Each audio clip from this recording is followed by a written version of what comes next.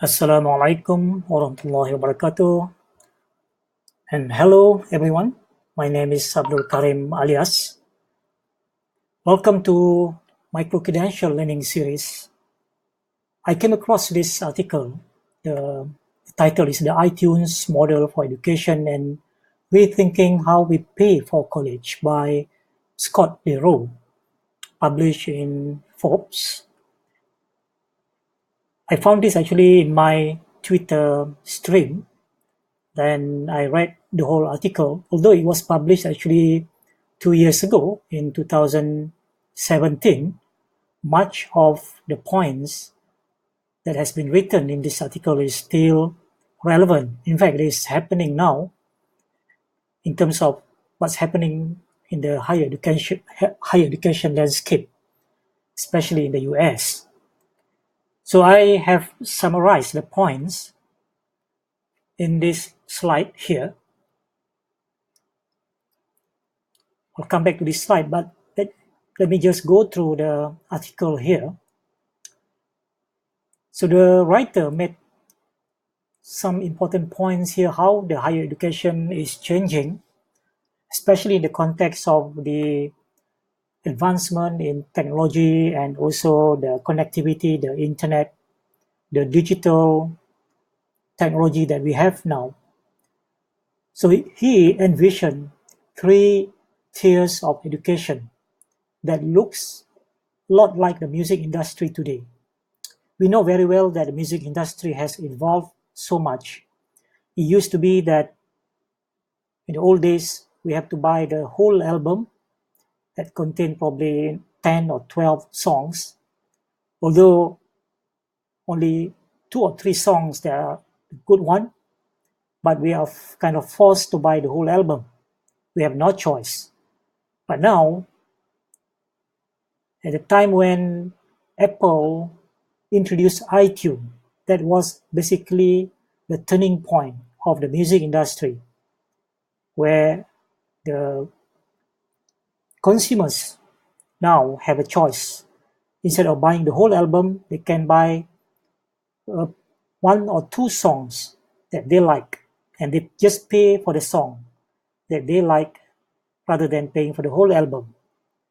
So here the writer envisioned 3 tiers of education that look a lot like the music industry of today. The first one, akin to music streaming of Pandora or Spotify, the basic knowledge is widely accessible for consumption, either free or heavily subsidized. This was basically what happened around 2000, early 2000, 2012, 2000 to 2015, or even until now. The introduction of so-called open education or open courseware by MIT, and that led to the development of massive open online courses or MOOC, MOOC. So in this model, the basic knowledge is widely accessible for consumption, either free like MOOC or heavily subsidized. So he gave the example of MIT Online Learning Initiative, which started around 2001, and it was actually a successful venture by the MIT. By providing their courses free, they actually enhance the MIT brand. Although the MIT is already well-known brand, but by doing the open courseware or open courses, making some of their courses available for free, that actually even make the MIT brand is even more famous and more popular. So that's the first tier. The next or the second tier is separating marketable academic credentials from the whole degree. So this is actually the iTunes model. When Apple introduced iTunes, consumers are actually able to buy 1 or 2 songs that they like. So enable us to buy individual songs rather than the whole album. In the context of education, instead of purchasing a whole degree, so you have to go through the 4-year degree and pay for the whole cost of the whole degree, or even spending to add skill updates beyond your degree, there will be a low-cost so-called micro-credentials that line up with specific competencies that are affordable, aligned with the career path, and can be earned overtime as needed. So this is actually a move from so-called time-based education, where you have to go through the fixed and very rigid curriculum structure, which is time-based. So you have to pay for the whole degree and stay, in the campus or at the university for 4 years before you can get the degree. So it's kind of very rigid. So now we can actually move from that whole degree program to a so-called micro-credential, where we can unpack the curriculum and offer it as a small series of program or courses that students can take at their own pace, at their own time. You can have it online, and they can offer at a very affordable price. So this will actually make education more flexible. The third tier, according to the writer here, is a so-called enhanced residential experience. This is basically the traditional face-to-face on-campus program. But rather than just a conventional program as what has been, the higher education has been doing, it is actually about enhancing the learning experience. So when we look at how the music has the similarity in the music industry, so this the so-called equivalent of live entertainment, which happens to be one of the fastest growing segments of the music business. In the context of education, as a foundational knowledge of higher education become more commoditized and democratized, colleges must innovate and invest in the students' experience. For instance, when I imagine the future of business education, I envision students learning business by building and operating actual businesses with support, coaching, and mentorship from faculty and industry experts. I imagine a world where business school students work with inventors and scientists to commercialize new technologies, not as a side project, but as a core part of their educational experience.